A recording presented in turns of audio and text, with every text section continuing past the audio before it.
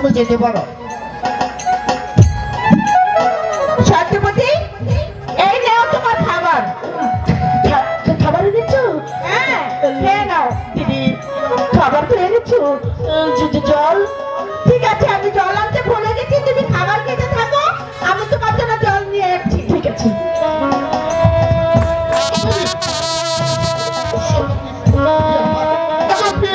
কোনোদিনই তোমাকে অনুরোধ করিনি প্রেম, আজকে খাবারটুকু তুমি আমার হাতে তুলে দাও।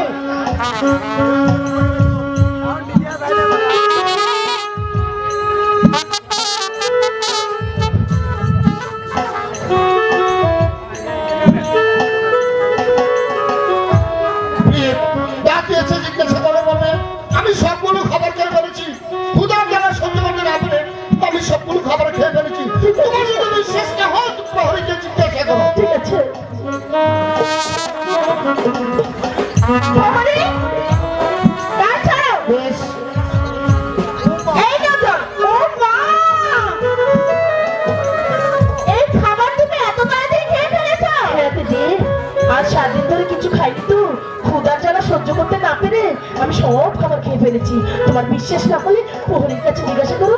এই প্রহরী, বলো বোন। সত্যমতি কি সব খাবার খেয়ে নিয়েছে?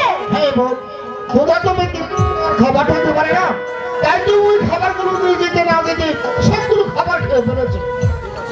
ঠিক আছে, এখন আমার বিশ্বাস হয়েছে। দাও।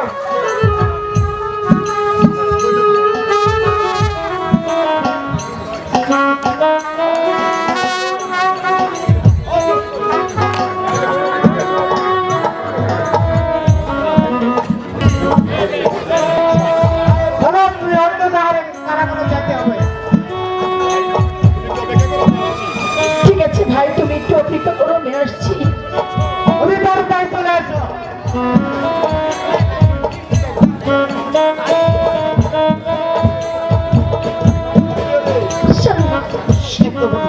এখন কি বলবে স্বামী?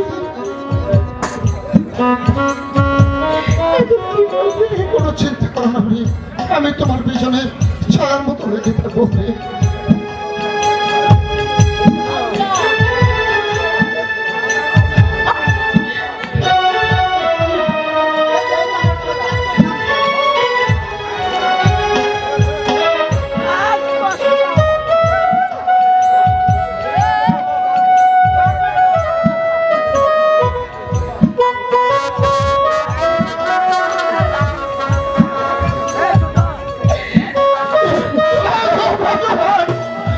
তুমি কেন এমনি ভাবে বারবার আমাকে পরীক্ষা করছো?